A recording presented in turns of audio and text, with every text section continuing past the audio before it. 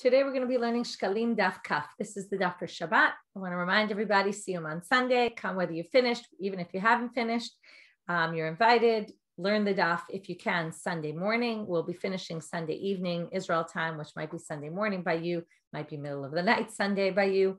We'll be finishing together the last Daf, which is the Daf for Monday. We're going to start with the bottom of Yud Terem Bet. Rav Nachat L'Taman. We were talking about all sorts of cases of meat that we don't know its status. So here we're going to talk about Rav comes to Babylonia. If you remember, he lived in Israel and then he moves to Babylonia. He establishes the first big yeshiva there. It was a big moment, big change where the center started to move to Babylonia because of the yeshiva he establishes. So when he got down there to Babylonia, Chamton Mikilin v'Chamar Alehon. He saw that they were lenient and he decided that he has to be stringent. They were lenient with these laws. And he said, I have to be more stringent with them because this is a reaction. When you see one thing, you react the other way. By the way, again, I'll point out, this is again the root chamtan, see. You had a whole theme about people seeing and not being seen, like the blind person who can't see but is seen versus God who sees but can't be seen. We've seen this concept of seeing much throughout the Masechet, maybe more on that at the Siyum. So we saw they were lenient, and here, from seeing something, he reacts, and he decides to be stringent. So here we have a story. A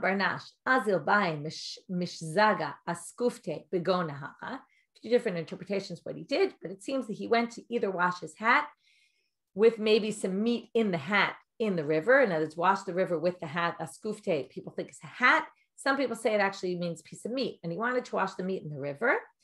And what happened? It fell into the river and drifted off. So he goes to get the piece and brings it back out of the water. Amar le Rav, asur lach, dina amal, hayish shataf nara. You don't know, maybe that was your piece of meat that went and drifted, and a different piece of meat is the one that came out now. And he said, we're going to be stringent with you, and we're not going to let you eat this piece of meat. In other words, maybe Hayish Shataf Nara, that one was taken by the river, and Aitechora, which means a different one, like Achel, and which is an Avela, and maybe it's an animal that wasn't slaughtered properly, or non-kosher animal in place of it. Another story with Rav. He was walking in the shuk. He had a piece of meat. Ata diyata v'chatafte mine. A bird came down and snatched it from him. And dropped it somewhere else. He saw where the bird dropped it, so he went to get the piece of meat from where the bird dropped it. Amar leRav asur lach dina amar basar dinave lahavatina utelakte v'nasetahu ocharana. As we don't know, maybe he had a piece of nevela and he dumped that, and your piece is not that one. In other words, maybe he picked up your piece, moved it, and maybe the piece that you see is not actually the one that he dropped, though. Maybe it's a different one in its place. Maybe swap them. Ginai Shataf Zikim. The river Ginai, most people understand Ginai, it's the river Ginai. Some people say it comes from, in the Koran, there's a footnote that says it comes from Jenin, and there's a river, the Nachal Kishon, that goes through the city of Jenin. They suggest that possibly that's what we're talking about. In any case, there was a river Ginai that Shataf Zikim. It took wineskins away. In other words, what's the word? It swept them away in the river. Ata uvda kome Rabbi Yitzchak beRabbi Eliezer. Now, there's a few different explanations, but the wineskin's full of wine, and are we worried about yayin nesech of Gentiles, that maybe the wine now is Gentiles wine, which would be forbidden. Some people explain it that the wineskins themselves, if they were used for avodah zarah, then they'd be forbidden to benefit from. Anyway, let's just assume they were full of wine, and that was the issue. Ata uvda kome Rabbi Yitzchak beRabbi Eliezer. The case came before him. Rabbi Yitzchak, the son of Rabbi Eliezer. Va'amal yech kemun shafaya kitrei hon. Let the wine people check if that's their ties, or there's a way to notice. This sounds like when you find a lost item. Is there some sort of identifying mark on it? So if the way they're tied was the way the wine makers tied their strings, then you would know it's theirs. Nuknika eshtekach beknishte devule. There was a nuknika. Some people say it's also some sort of something holding wine, or some people say, right, what is it? A wine container, Or some people say that it's actually like a naknikia, a sausage of types. And then it's not an issue of it's the wine kosher, is the meat kosher. Okay, so either which way. What happened? They found it in the Beit Knista. Beit Knista, by the way, could be a city municipal building where people gather, or it could be a shul. So it was found probably more likely that they found this in the gathering place of the people of the city of Buli. Ata uvda kameh Rabbi Yirmiyah came before Rabbi Yirmiyah. Amar yechkemun sikriyara avidaton. Go see if the seal on these, apparently they also labeled things, whether it's some sort of sausage or whether it's a wine container. It had, and most people say sikaria is something red. It had a red marking on it. See if it has that marking and they can identify it by their marking. They found a piece of meat that was roasted in the srata, it's like from streets of Gufta, a city. So now you find this piece of meat. We don't even know if it's your own meat. So now, since you find it in the middle of the street, they allowed two things. One, mishum mitzia. One, they allowed you to take it as a lost item that you can pick up off the street and keep.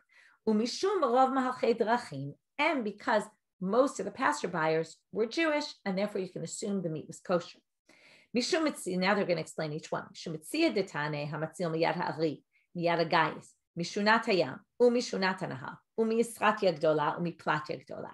So if you find an item from a lion or a gayis, like a fleet of soldiers, or from it was drifted, it was taken away by the water or a stream, or in a stratya gdola, which is like a street, or a platya gdola, like a plaza, a big square.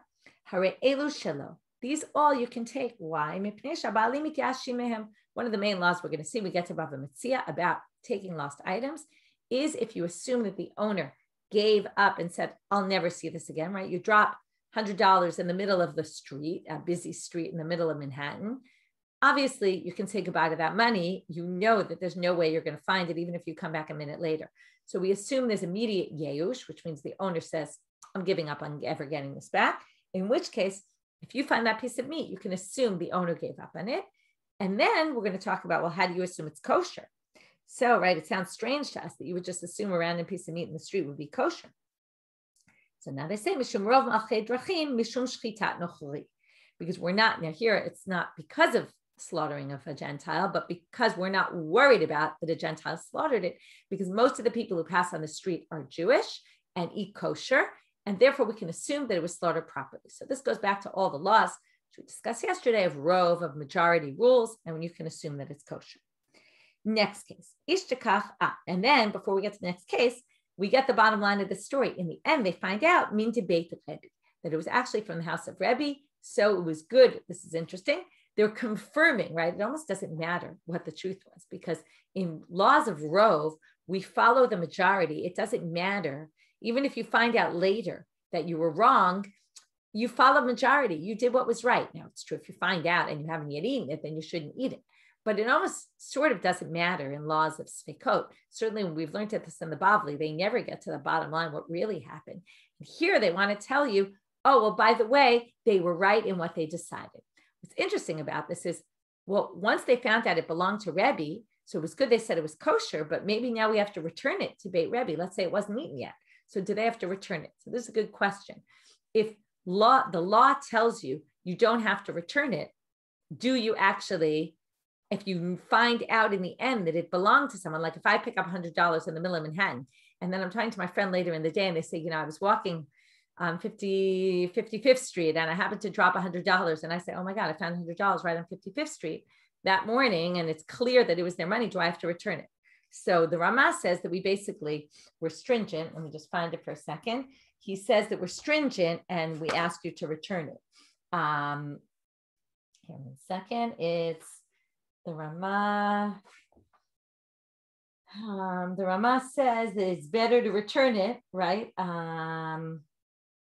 But you don't have to, but it definitely is better to return it. Okay, you can find it in the Shulchan Aruch Choshen Mishpat, 259 section in in Seif 7. So anyway, this is a good question, what you do when you actually find out. So the Gemara is pointing out, and maybe they're pointing it out to tell you you don't really have to return it at that point, although it's not clear if they already ate the meat. But it is interesting that the Gemara is giving us the bottom line here of what really ended up being, that it really was true, that it was kosher meat. Igul de Guvna, Ishtakach bepundaka de Levi. They found a circle of cheese in the inn of Levi, where apparently there were a lot of people that went through there. Same thing, they permitted this for two reasons, mishum mitziah, mishum rov malchei drachim.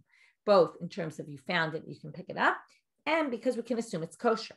Mishum mitziah detane, same thing. Hamatzil managayis umina ari, umishunat hayam, umishunat hanahal, mischat yegdola, miplat yegola. If you find it in any of these public places, haray elu shelo. Mipnei shabali mityashim mehem, because you assume they give up ownership. Mishum rov malchei drachim, mishum gvinat nochri. Gvinat nochri is actually only forbidden by rabbinic law. So we're going to assume because of Gvinat nochri that's forbidden by rabbinic law, we're not worried about that because again, the majority of the people in this inn kept kosher. And in the end, we get the bottom line of this story, it turns out it was kosher cheese. It came from the house of Rabbi Elazar, Rabbi Yossi. Amar Rabbi Mana kume Rabbi Yossi. So Rabbi Mana now says to Rabbi Yossi, Va'anan chamyan Rabbana machrizim. But we see that the rabbis announce these things. They get up and they announce things. Again, chamyan, we see, right? This is how we learn. We learn from seeing things.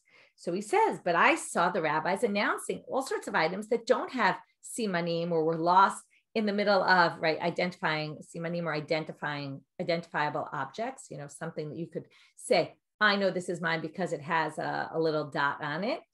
But even if it doesn't have identifying marks, they say something. And even if it's in public, right, where they left it in the middle of the street, I see the rabbis announcing it.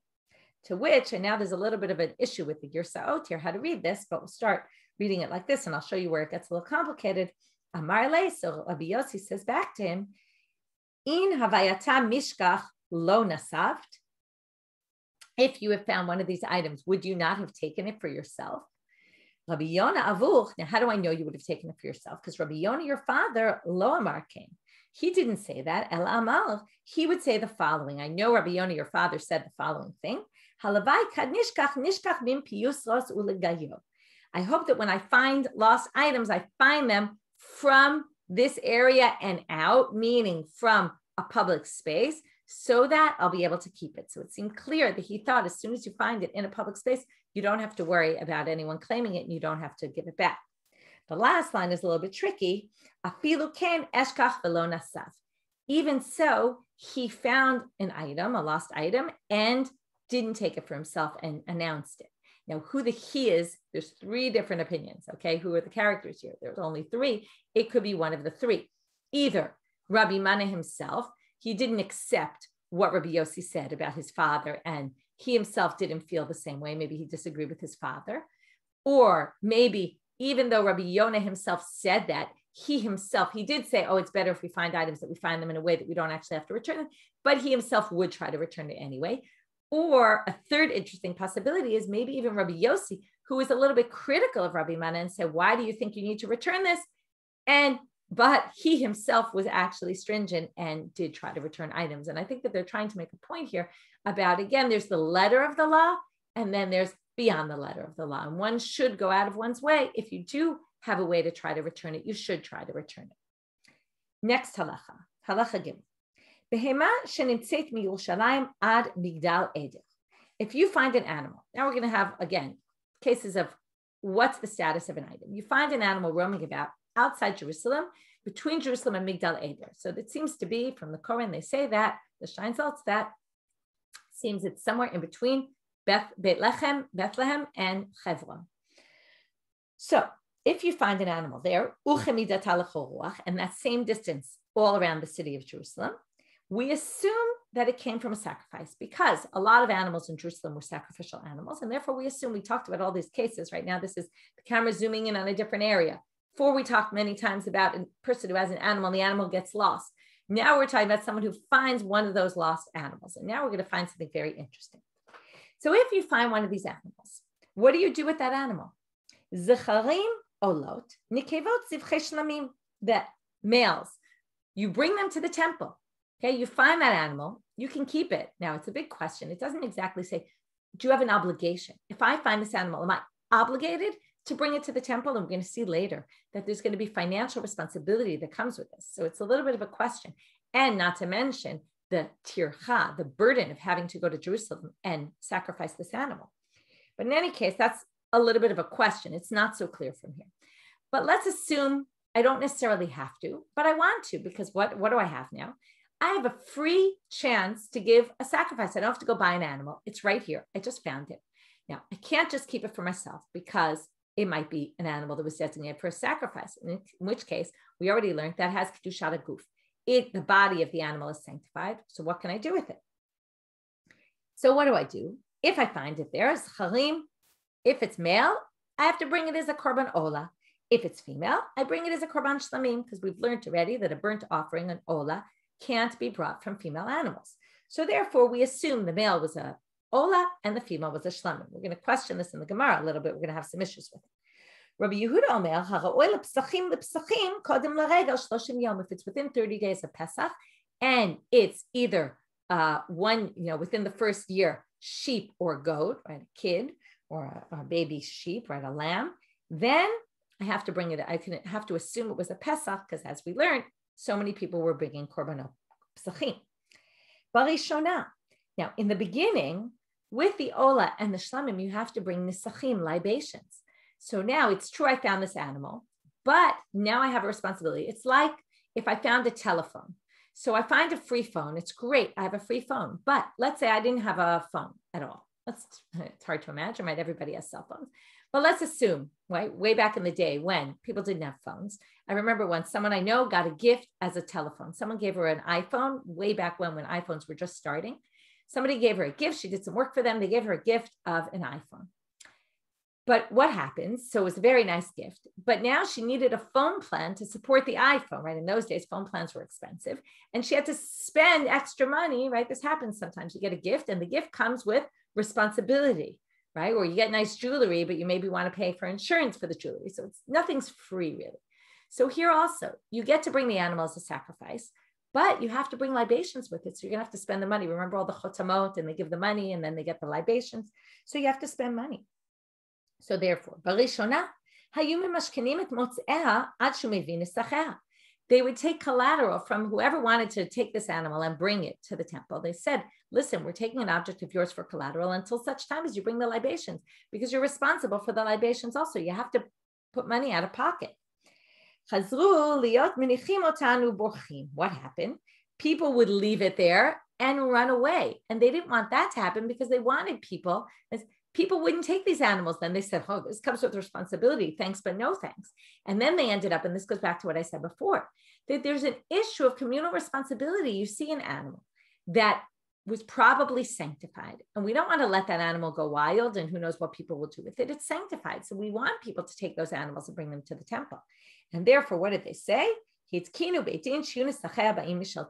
they decided any animals that were found like this, the temple treasury would pay the money for the libations in order to encourage people to bring those animals to the temple. Amar Rabbi Shimon. Rabbi Shimon says, Shiva dvarim hitkinu beitim. Okay, the beitim instituted 7 takanot, 7 ordinances. So this is one of them. The beitim would pay out of pocket, that the communal funds would pay out of pocket for the libations. The second one is, we're going to have 6 other things.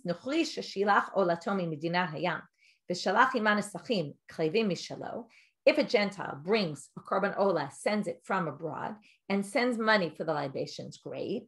But if he doesn't, then we take it from communal funds. Now, why is this different than our case? Well, our case is different because our case wasn't where somebody brought a sacrifice from their own money. This was different. This was, I found something, and we want to make sure people bring things. But if I actually brought my own animal to the temple as a sacrifice and I didn't bring libations, the court could demand that I bring the libations. That's different than what we're talking about here. Here we're talking about, and it's the same, that's the parallel case to the Gentile. But with the Gentile, we're not going to force them because we don't want to create, this is one of those things because of Darkei Shalom, we don't want to create bad relationships and show we don't want your sacrifices. So we don't want to force them to bring libations. So if they do, great. If they don't pay for the libations, then the temple treasury pays for the libations for them, because you can't bring these sacrifices without libations. So basically we have to bring it from the money of the temple treasury, which is a very interesting thing in terms of relationships with Gentiles. And we don't want to make issues with things. So therefore, this is what they instituted. What if a convert dies and leaves over animals that he had sanctified for sacrifices? If he already set aside the money for the libations, great. If not, we take it from communal funds. Utnai Beitin, who al Kohen Gadol, another Tnai Beitin, they made a stipulation that a Kohen Gadol shemet tehei minchato kleva mishel tzibur. Rabbi Yehuda Omer Mishel Yorshim. We have a debate here. What happens if the Kohen Gadol go backwards?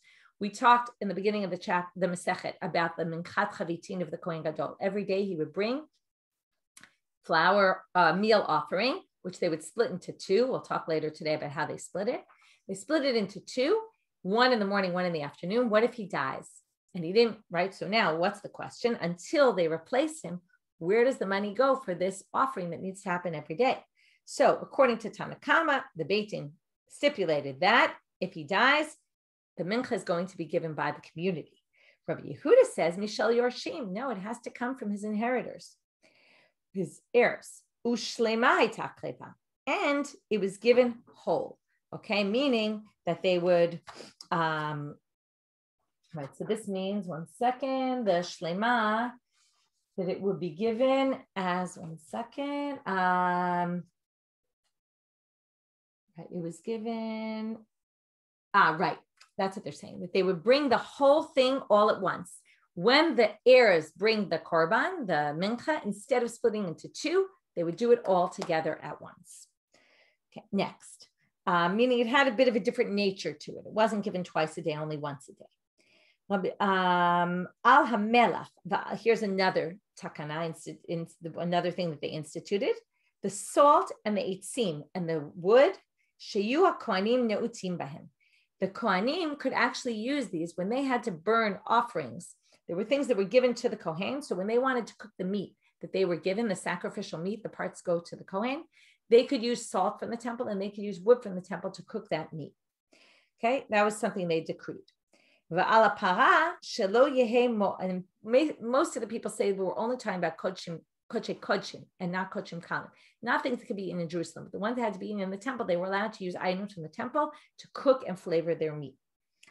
It's kind of like a benefit of the job, right? That you get to benefit from the items in the temple, right? Which you would have thought, maybe not, but they get that. Now you have to remember, they only had a certain amount of time in which they could eat it, and only a certain place where they could eat. They were limited. So you could see why they wanted to make it easier for them, because otherwise it would become notar and they'd have to burn it. So they allowed them to use what was in the temple in order to eat it. Okay,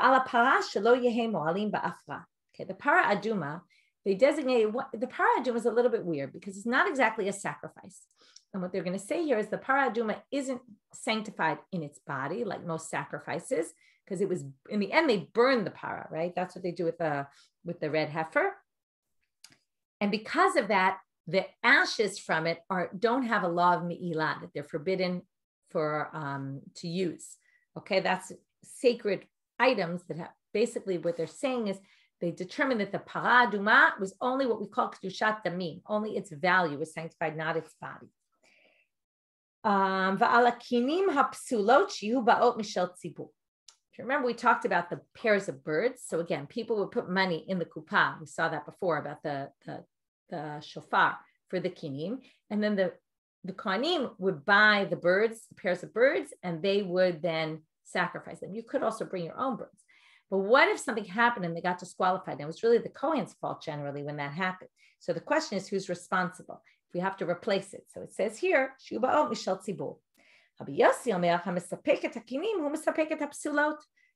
the one who bought it, they have to replace it, even if it got disqualified, even if it wasn't necessarily their fault.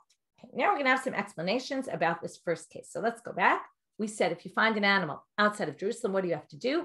You have to take it and bring it If it's male, it goes as olah. And if it's female, it goes as shlamim. You bring it in sacrifice. To which the Gemara says, and we're going to have a few different explanations. Rabbi Yoshaya, what's the problem? The problem is, how can I take this animal? Just because it's sanctified, right? And I assume it's sanctified, but maybe it's sanctified as shlamim and not as an olah. How do I know for sure if it's male, let's say? How do I know for sure that it was an olah? Maybe it's a shlamim, and I can't just bring a shlamim as an olah. I'm not allowed to do that. So Rabbi Yoshaya Rabba Amar, labad b'dimehem shani. The Mishnah doesn't mean what you think it means. It means that you take the money, the funds, okay? I take the animal, I sell it, okay? I redeem it onto money. Then I take the money and I buy with it an animal for a korban olah, okay? If it was male. And if it was female, I buy a korban for a shlamim. So now the issue is, okay, it's a little bit complicated, but what you have to do is you basically make a stipulation. Oh, sorry, I forgot to mention something really important. This is where this whole issue gets tricky. I have this animal. Maybe it's an olah, maybe it's a shlamim. So I actually can't just redeem it and take the money and buy just an olah or just a shlamim, because maybe it's one or the other. So what do? I actually have to buy, and this is where the whole issue gets really complicated. I have to now buy 2 animals. So I found this animal. I get a gift. Forget about, I now have to pay the libations. This is way worse. I have to buy another whole animal. Let's say the libations cost 30 shekel, okay? But a new animal costs 500 shekel. So now I have to buy 2 animals. In other words, what do? I basically redeem this into money, right? I take money in the value of the animal. Now I gain the animal. The animal is going to be mine. So I do gain 1 animal, take the money for it.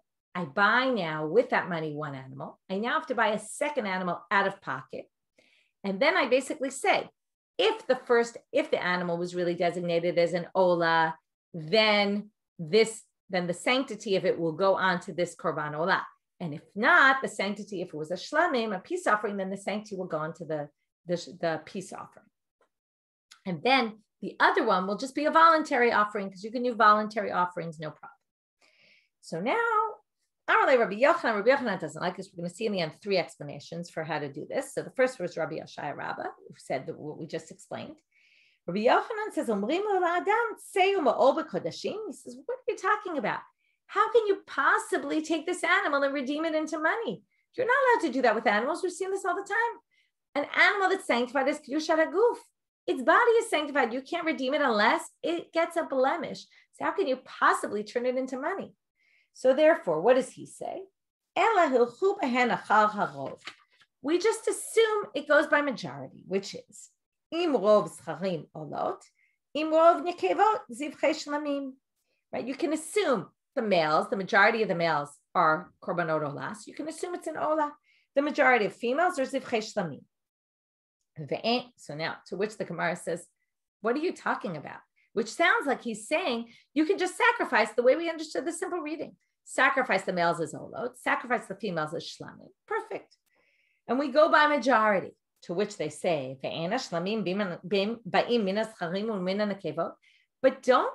can't peace offerings also be male? Which means there's a 50-50 chance that that male could be a shlamim or an olah. So you can't just say, I'll bring it as anything I want, or I'll bring it as an olah. It might be a shlamim. There's no majority here. So ketzaru says, so how does he do it? Motzi'an lechulin, v'chozer v'oseotan olot. According to him, it's very similar to Rabbi Yoshaya Rabbah, but with one big difference. What was his whole problem? That you can't do it without it getting a blemish. So you have to wait until this animal gets a blemish. So forget about the fact that in the end, you're going to also have to buy an additional animal, right? You're going to have to wait till it gets a moon. You're going to redeem it, take the money, buy an animal, take more money out of pocket, buy another animal, take those both to the temple and do the same thing Rabbi Yoshaya Rabbah said, which was make this stipulation. Either this one is the olah and the other one is a voluntary shlamim, or the sanctified one was a shlamim and the olah is voluntary. But what do you have to do now? Because you have to wait till it gets blemished, you actually have to spend money on the animal to feed the animal, which is actually quite expensive. So we're going to see all these situations, create a situation, forget about, they were worried about the nisachim, the libations, and some of them are first asked, if we were so worried that they wouldn't spend the 50 shekel or the 30 shekel on the libations, all of a sudden we're going to make them now pay 500 shekel. Why would anybody assume responsibility for this? So the Mefarshim basically explained, some people explain that you have to understand their culture.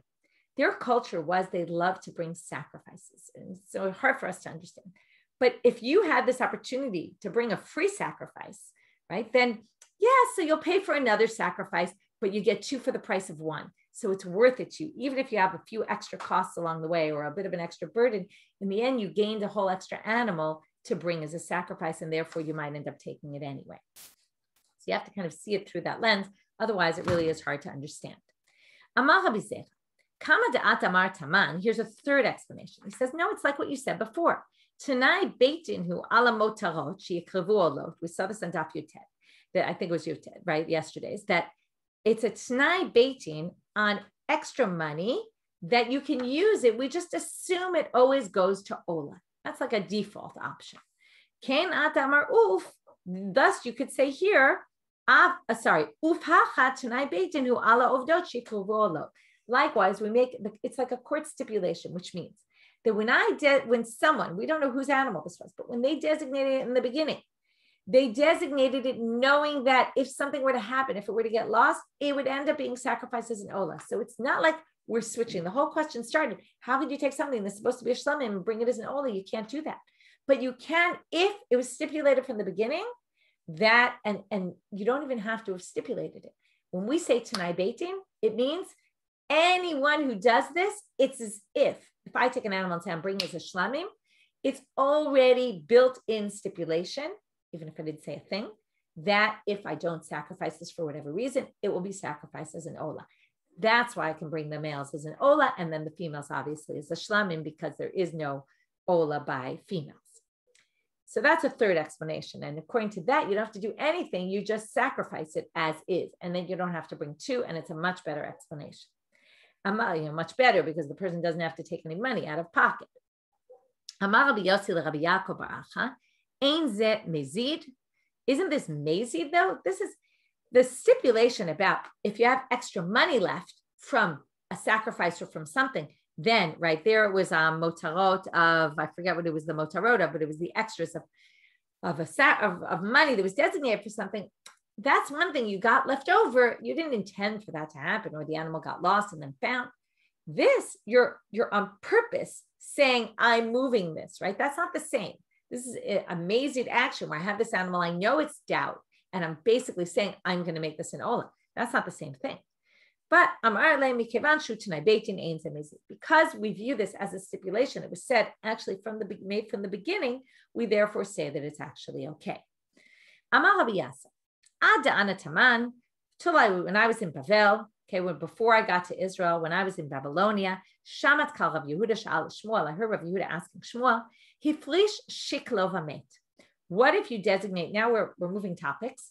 If you remember, we talked about in the Mishnah of the minchat chavitin, the special mincha offering, meal offering that the Kohen Gadol did, the high priest, every day, 2 a day. So now we're going to get to that in a minute. If somebody designates, and then we had the case where he died. So now they're going to say if someone designated his shekel and died, Amarle, what happens? So Shmuel told him, Yiplu l'nidava, goes to the nidava. Remember these voluntary offerings, the ketz hamizbech. Umotar asirita efa shelo Rabbi Yochanan amar yodechem liyam hamelach, Rabbi Elazar amar Yiplu l'nidava. Question is, if he designated money for the minchat chavitin, let's say in the morning, he designated the money and then he died. So he had the extra left over. What do we do with it? So according to Rabbi Yochanan, it has to go to Yam HaMelach to be destroyed entirely. There's nothing you could do. Rabbi Elazar says, no, it goes to Nidava. Okay, you can put it again in the money that go to voluntary offerings. Asirit ha'efashal Kohen Gadol. Rabbi Yochanan Amar. Now we're going to have 2 different ways that it was made. Remember, it was made, they would bring a whole amount for the whole day, but then they would split it in 2. So the question is, when did they split it? Before they sanctified it or after?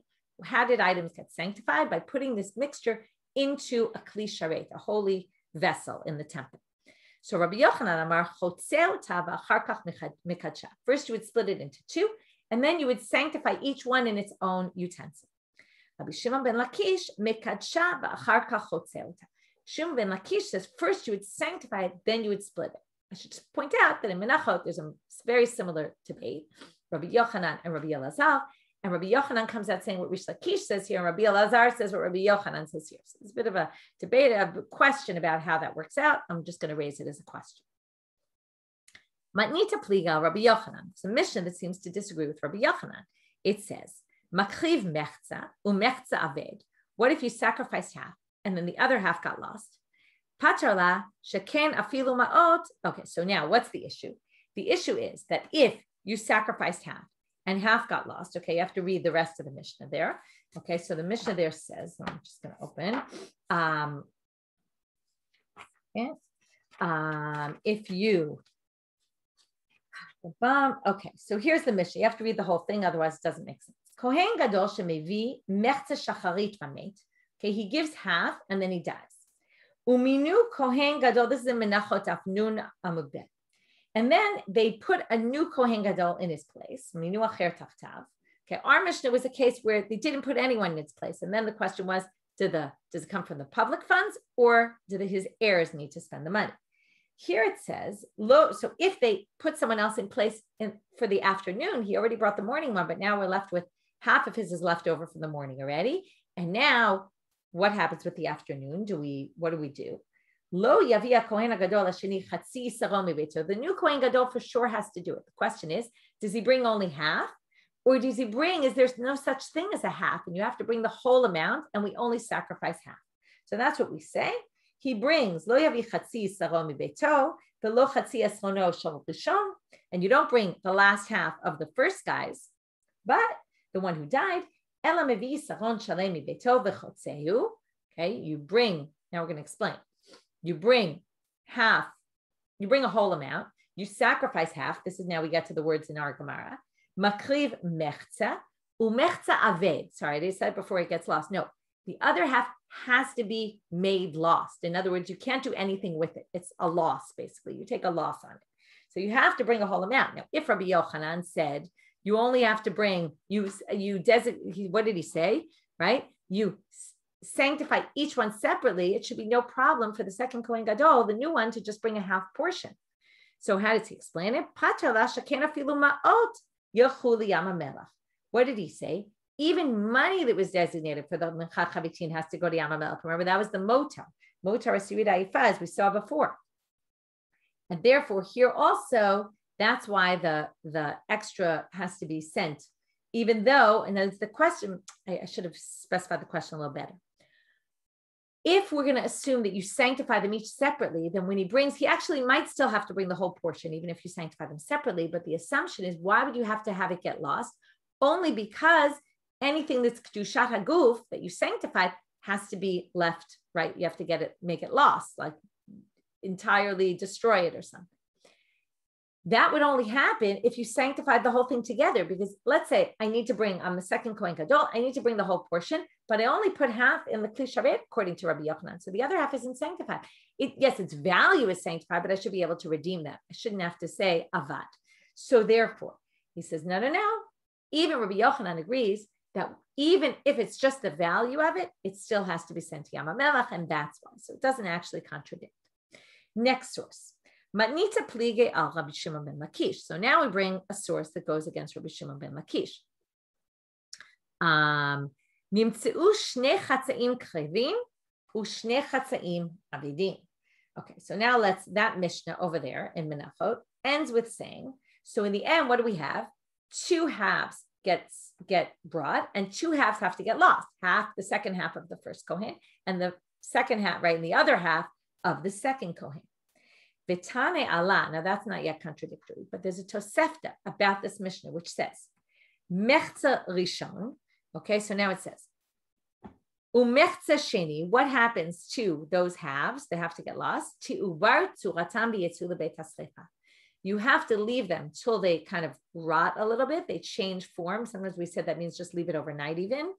And then there are different opinions, and then they have to be put. Now, if it's really disqualified, like we explained according to Rabbi Shimon ben Lakish, if it was in a Kli Sharet, it would be right away disqualified, which means because now you can't use it anymore, and it was in a vessel that was sanctified because you put the whole thing in one vessel. If that's the case, you shouldn't need to wait till something happens to it. You should be able to destroy it immediately. So, Patrala ke Rabbi Yishmael de Amar Isaron Mekadesh. Well, there's a debate about whether the isaron, which is the measure of it is an isaron, but the isaron was the measuring cup. Was the measuring cup where you put it, did that sanctify it? So we're going to say that Rabbi Shimon ben Lakish held like Rabbi Yishmael. He said it's put in the isaron, and that's where it gets sanctified. That's called a kli sharei. Rabbi Akiva thinks it's not, and the other Mishnah follows Rabbi Akiva, who says it wasn't sanctified in that kli sharei. So therefore, it doesn't actually contradict, because they're both talking about different, according to different people's opinions. When he comes to first work, the first day the Kohen Gadol works, he has to bring what's called a minchat chinuch. So we have a minchat chinuch and we have a minchat chavitin. Minchat chavitin is the Kohen Gadol every day. Minchat chinuch is the first day you work as a Kohen, first day on the job. You have to do a minchat chinuch. Some people even say the Kohen Gadol on his first day as a Kohen Gadol has to bring. That doesn't really seem to appear here in the Gemara. So when he goes the first day, maybe a sirit ha'ifah shelo, he brings a tenth of an ephah. That's the same measurement the Kohen Gadol brings. Ve'ovda biyado. Okay, and then he does it himself. Okay, he does the avoda, the bringing of that mincha on his own. Chad Kohen Gadol ve'chad Kohen Ediot she'avdu ad shelo eviu asirit ha'ifah shavem avodatam kshera. If you didn't do this mincha chinuch, by the way, it's a famous book called the Minchas Chinuch. And the Minchat Chinuch, right, depends how you say it. That's based on this mincha, okay, his name. So anyway, if you started working in the temple before you brought this, it's okay. Your work isn't disqualified. The Gra actually has the opposite version, which says it's actually disqualified. You can't work until you bring the mincha. It's two opposite versions of this text, which obviously mean different things. Rabbi Manabai Meimar, he wanted to say, Bo bayom shenitkarev tchila lavoda, bo bayom nitmaneh kohen gadol. What if in the same day you started your job as a Kohen and you became the Kohen Gadol on that day? Hard to imagine they would do that, but let's say it did. Maybe shtayim echad lechinucho ve'echad lechuvarayom. So you have to bring two. That's why some people say you actually have to bring three, because there's one special for the Kohen Gadol being on the first day, and then you'd have to bring all three according to some. Two things. Since we're talking about menachot, we're going to bring something that comes up in the verse about menachot. I'll read you the pasuk. It says, "Al machvat b'shemen teaseh morbechet tivienu." This is describing this korban mincha. Tufini, okay, which is a word they don't really understand what it means. Minchat pitin takriv reach nichach l'Hashem. Minchat pitin usually means they break it up into pieces. So first you fry it, then you're going to bake it. That's what they're going to assume tufini means. So bishat hava'at tufini, because it says tivienu, bring it, and then it says immediately after tufini, they're saying you have to bake it at a time when you can actually bring it, meaning you can't do it before sunrise, because if it's too early. The aim is shacharit tufini, right? You can't do it before shacharit, basically. But